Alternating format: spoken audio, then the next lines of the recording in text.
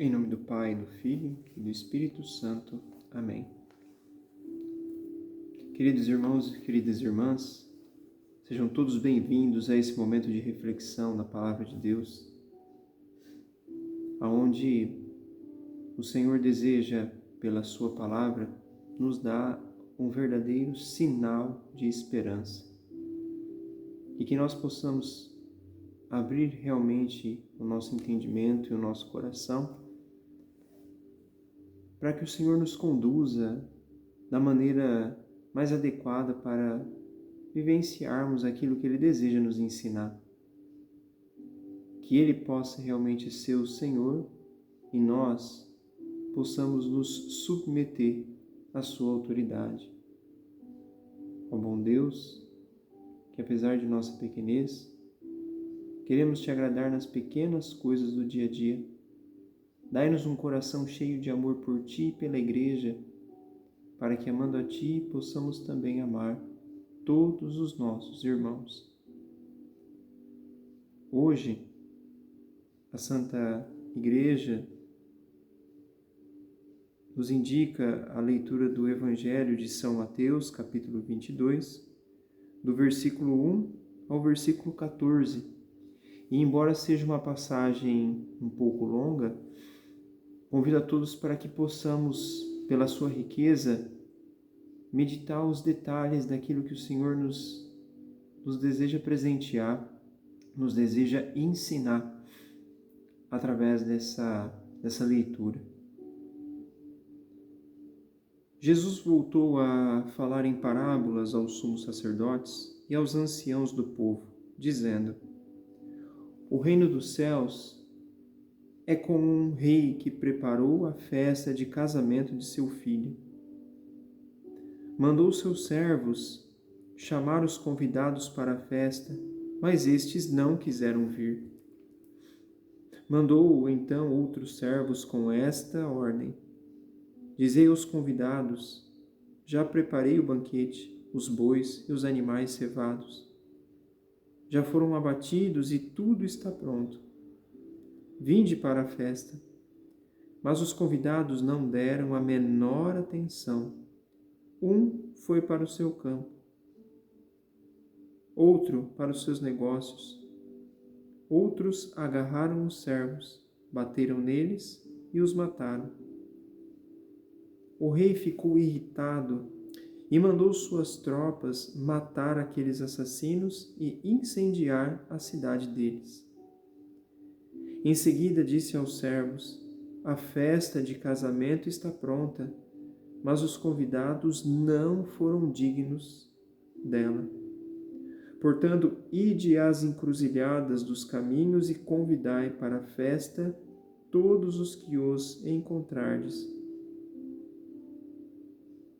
Os servos saíram pelos caminhos e reuniram todos os que encontraram, maus e bons. E a sala da festa ficou cheia de convidados. Quando o rei entrou para ver os convidados, observou um homem que não estava em traje de festa e perguntou-lhe: Meu caro, como entraste aqui sem o traje de festa? Mas o homem ficou sem responder. Então o rei disse aos que serviam: Amarrai os pés e as mãos desse homem e lançai-o fora nas trevas. Ali haverá choro e ranger de dentes, pois muitos são os chamados, mas poucos são escolhidos. Palavra da salvação. Glória a vós, Senhor. Nós podemos perceber que essa parábola é uma metáfora realmente da vinda, do preparo, da revelação, do cume, do ponto máximo, que é a encarnação de Jesus Cristo, que veio trazer a boa notícia. E qual seria ela? A verdade revelada do céu, que é a metáfora utilizada aqui desse casamento, dessa união entre Deus e o homem. Por isso, a linguagem de uma celebração, de um casamento. E imagina a alegria daquele pai que prepara o casamento de seu filho e chama todos os convidados. E nós vemos que os convidados, eles agem de uma maneira tão distante e indiferente ao convite, à iniciativa do rei. Num primeiro momento, os servos chamam e eles não vão. Num segundo momento, o rei reitera o chamado e a indiferença é ainda maior, porque cada um deixa os servos de lado e segue para o seu campo, para os seus negócios, e outros agem até com violência, pois pegam os servos, batem nos servos, espancam os servos e alguns servos são até mortos por aqueles que são alvos do chamado, do convite de Deus. E o rei fica irado, mandando destruir a cidade daqueles convidados tão indiferentes e tão ingratos. Essa passagem da destruição da cidade é até chocante, mas o que deve saltar para nós no primeiro momento é a indiferença dos convidados diante da iniciativa do rei. Nós somos esses convidados. Quantas e quantas vezes nós somos completamente indiferentes e ingratos diante da iniciativa de Deus, que vem com todo o seu amor para nos chamar à união plena, ao casamento de seu Filho, Jesus, com a humanidade. Quantas e quantas vezes nós, na nossa pequenez, na nossa miséria, agimos com total indiferença a um convite que é totalmente gratuito, não por merecimento, mas por graça. Quantas vezes, queridos irmãos e queridas irmãs, nós agimos desse jeito? E mais, apesar desse infortúnio sofrido pelo rei, que é Deus, ele ressalta, olha, o casamento do meu filho já está preparado, o banquete está preparado. Vá até as encruzilhadas, já que os convidados não quiseram, tragam aqueles que encontrarem pelo caminho. E a palavra diz que os servos convidaram a todos, bons e maus. Querido irmão, querida irmã, somos alvos da graça de Deus, não por merecimento, mas pela graça.